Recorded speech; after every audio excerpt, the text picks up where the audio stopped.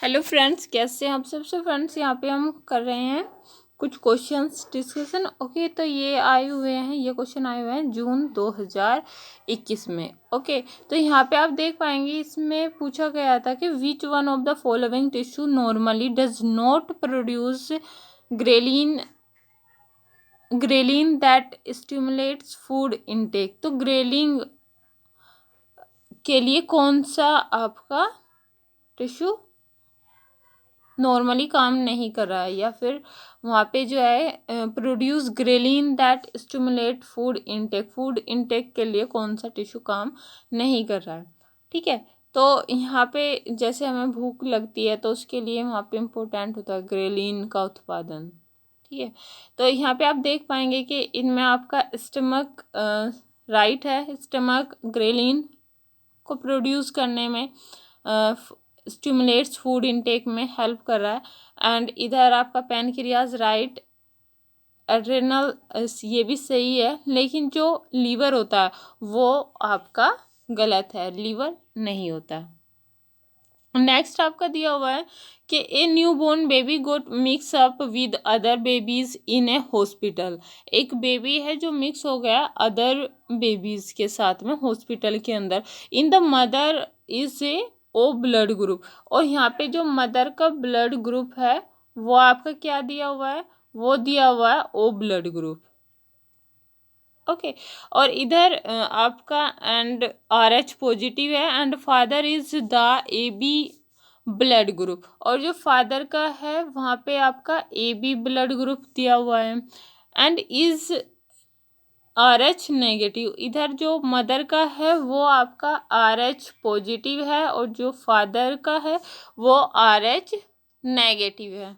Okay, which one of the following can be their baby. तो वहाँ पे हमको बताना है कि उनका जो बेबी है वो क्या हो सकता है। तो यहाँ पे आप देखेंगे कि AB आएगा इधर, यहाँ पे सॉरी AB नहीं, यहाँ पे आएगा AO आएगा, मतलब A ब्लड ग्रुप आएगा, इधर BO आएगा, इधर AO, इधर BO। तो यहाँ पे आप देख पाएंगे कि या तो ब्लड ग्रुप A हो सकता है या फिर ब्लड ग्रुप B हो सकता है। तो अब यहाँ पे आंसर फर्स्ट में क्या दिया हुआ है कि ए भी ब्लड ग्रुप होगा, ऐसा नहीं है, क्योंकि या तो A होगा या B होगा। और नहीं है, ये भी गलत हो गया, फर्स्ट वाला भी गलत हो गया। एंड इधर आपका D और ये आपका C ऑप्शन इसमें दिया हुआ है A ब्लड ग्रुप हो सकता है, इसमें कहा कि B होगा, तो ये दोनों सही हैं। लेकिन अब हमको देखना है कि वो RH पॉजिटिव होगा या RH नेगेटिव होगा इंडिया के अंदर, या फिर मतलब नॉर्मली क्या होता है कि जो 98% आपका RH या फिर जो मैक्सिमम आपका पाया जाता है वो RH पॉजिटिव पाया जाता है। और इस तरह से आप देख, एक तो ये हो गया, तो इसलिए वहाँ पे RH पॉजिटिव होगा। दूसरा आप कॉन्सेप्ट ये लगा सकते हैं कि जैसे आप यहाँ पे देखेंगे कि मदर जो थी वो पॉजिटिव थी और इधर जो है आपका जो फादर था वो नेगेटिव था, तो सभी जगह पॉजिटिव नेगेटिव बनेगा। ठीक, पॉजिटिव नेगेटिव में आप देखेंगे कि जो पॉजिटिव और नेगेटिव अगर कंडीशन बनती है तो वहाँ पे आपको पता होगा कि जो डोमिनेंट फॉर्म होती है वो ही, अगर हिटेरो जाइगस कंडीशन बनती है तो उसमें आपका जो डोमिनेंट फॉर्म होती है वो ही आपका देखने को मिलती है, वही डोमिनेंट होती है। ठीक है, तो इसलिए यहाँ पे क्या हो जाएगा कि A पॉजिटिव इज नॉर्मल। ठीक है, और यही आपके बेबी का जो भी वो हैं उनके बेबी का यही ब्लड ग्रुप होगा, A RH पॉजिटिव।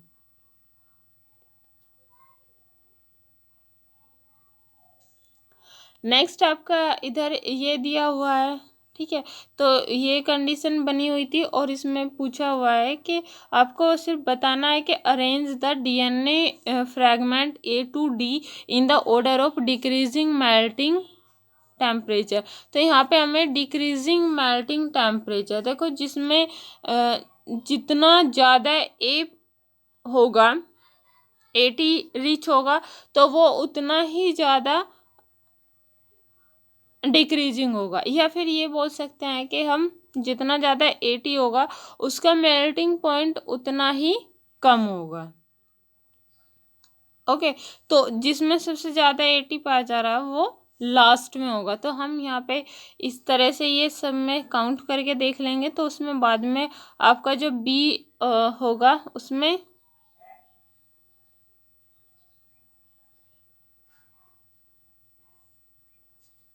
जो आपका ए यहाँ पे दिखाई दे रहा है उसमें क्या है, सबसे ज़्यादा आपको 80 की सीक्वेंस देखने को मिल रही है। ठीक है, इसके बाद में अगर बी, जो बी है उसमें सबसे ज़्यादा आपको देखने को मिल रहा है सी एंड जी। ओके, तो इस तरह से आप देख सकते हैं कि जिसका जितना, अगर 80 आपका जितना 80 जितना ज़्यादा होगा उसका मेल्टिंग पॉइंट भी उतना ही कम होगा। ओके, तो इस तरह से ये देख के हम आंसर निकाल लेंगे। तो यहाँ पे हमको डिक्रीजिंग ऑर्डर में ये बताना था।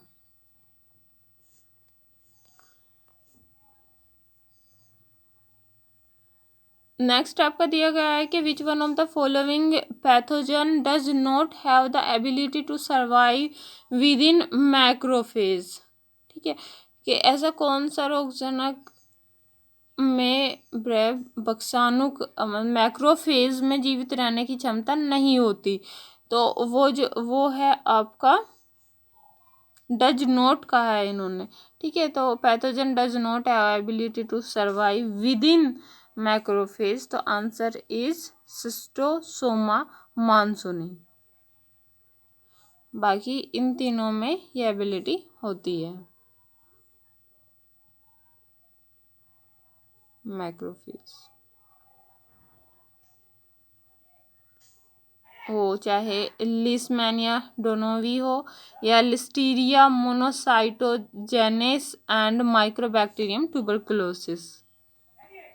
नेक्स्ट इन्होंने यहाँ पे एक क्वेश्चन पूछा है कि द कोविड-19 pandemic had major impact on CO2 emissions due to the disruption of industrial activities cause by it. Okay, तो इन्होंने कहा कि जो अदर जैसे कम वे थी कोविड-19 के टाइम पे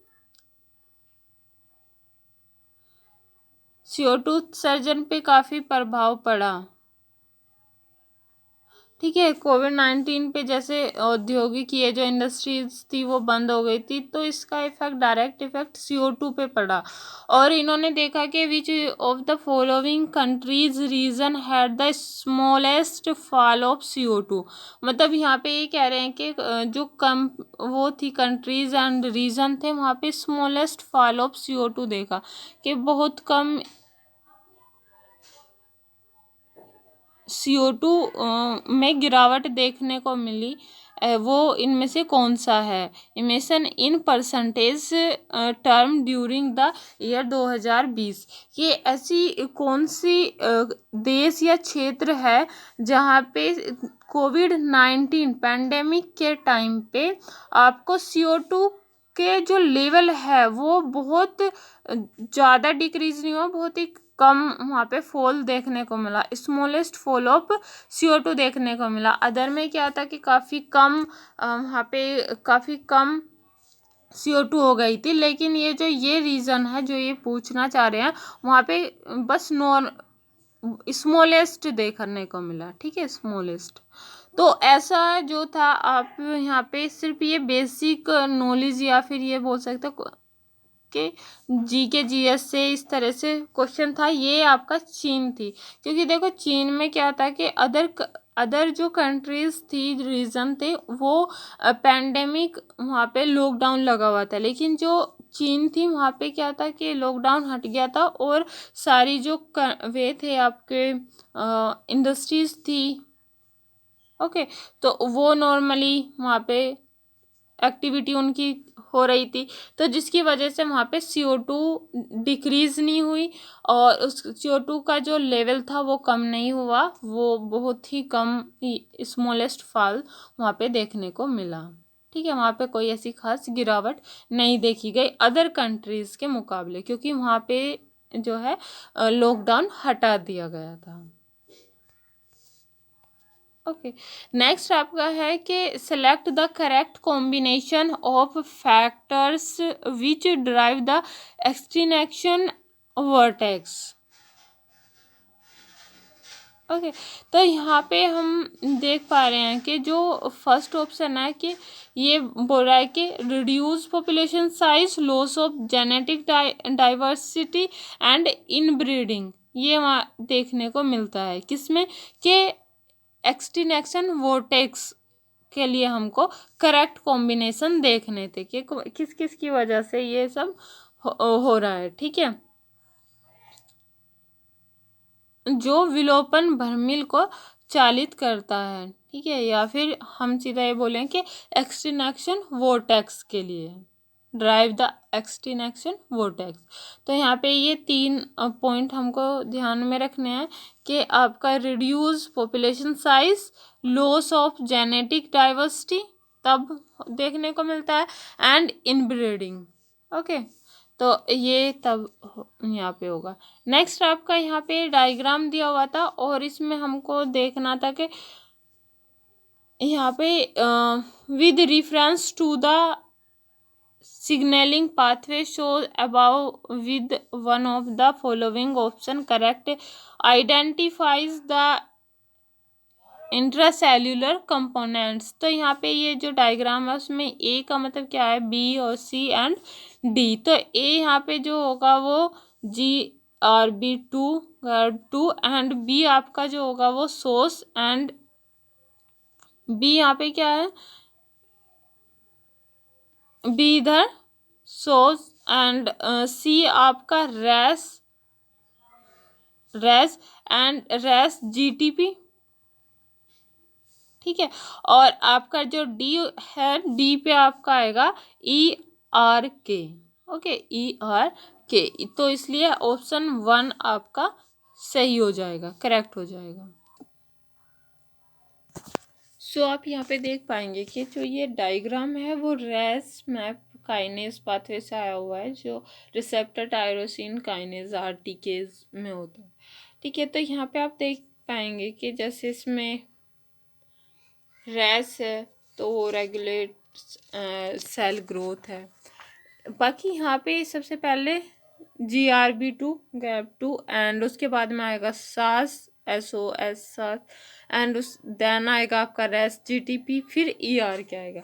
ठीक है, तो यहाँ पे क्या करता है कि जो आपका बाइंड हो जाता है, binding of GRB2 and source couple receptor to inactive ras. उसके बाद में यहाँ पे जब GDP आपका GTP में कन्वर्ट हो जाएगा और उसके लिए यहाँ पे आएगा क्या, GTP आएगा। ठीक है, तो source promotes dissociation of GDP from Ras and GTP bind and source dissociates from active Ras. Okay, तो इधर आप यहाँ पे देखेंगे कि जो इसमें ये 3 होते हैं, जैसे आपका रैफ हो गया, RAF, MEK एंड ERK। ठीक है, तो यहाँ पे जो MEK होता है वो डुअल एक्टिविटी करता है, और इधर जो आपका जैसे रैफ है, रैफ फोस्फोराइलेट्स MEK एंड MEK फोस्फोराइलेट्स ERK। तो यहाँ पे जैसे लिखा हुआ है लास्ट में ERK, अब ERK move into the nucleus, अब ERK जो है वो न्यूक्लियस में चला जाएगा एंड फोस्फोराइलेट्स न्यूक्लियर ट्रांसक्रिप्शन फैक्टर, और ये अब ERK न्यूक्लियर ट्रांसक्रिप्शन फैक्टर को फोस्फोराइलेट कर देगा एज ERK1 एंड ये बाद में एक्टिवेट कर देगा वहाँ पे जीन को। Okay, activating them. I hope कि आपको वीडियो अच्छी लगी हो, अगर अच्छी लगे तो please comment, share and subscribe now. Next आपका क्वेश्चन ID है 200 और इसमें यहाँ पे एक जो है प्रजाति के बारे में बात की हुई है कि रिसेंटली भोरो घाटी, यहाँ पे एक भोरो घाटी है, area of Uttarkashi has been declared a conservation centre for a species refer to the ghost of the mountain. तो घोस्ट ऑफ माउंटेन उसको कहा जा रहा है, पर्वतों का भूत कहा जा रहा है। उत्तरकाशी के भैरव घाटी में ये प्रजाति देखने को मिलती है। और यहाँ पे ये कौन सी होगी, तो इसको कंजर्व सेंटर उन्होंने घोषित कर दिया। तो which one of the following animal does is refer to, तो वह है कौन सा है, तो आंसर इज स्नो लेपर्ड, क्योंकि ये ही आपका उत्तरकाशी इधर पाया जाता है। स्नो लियोपार्ड जो उत्तरकाशी वगैरह में देखने को मिलता है। नेक्स्ट है which one of the following statement about them cell is correct. Stem cell के बारे में कौन सा स्टेटमेंट सही है, तो स्टेम सेल के बारे में सही जो है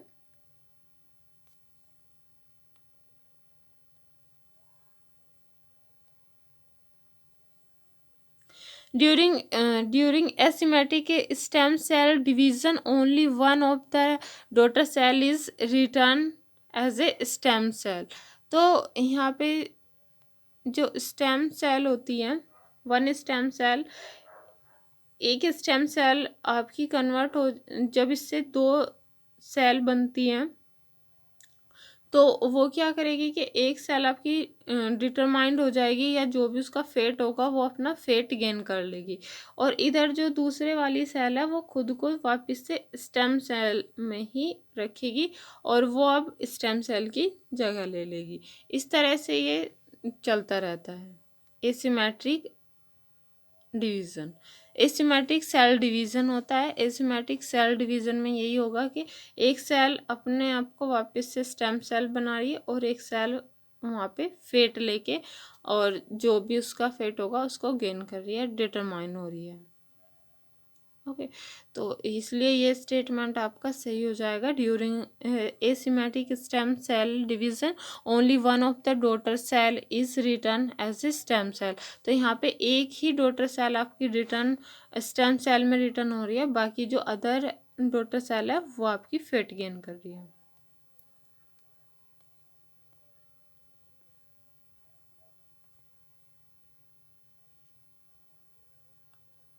तो यहाँ पे कहा कि phosphofructokinase catalyse one of the regulatory step in glycolysis.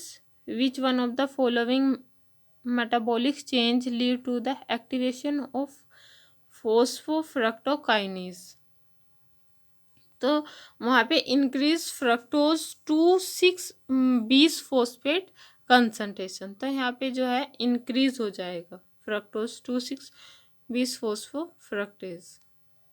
और यहाँ से मैक्सिमम हर बार ये क्वेश्चन जरूर आता है इसमें से, ग्लाइकोलाइसिस हो, क्रेब्स साइकिल हो, इस तरह से।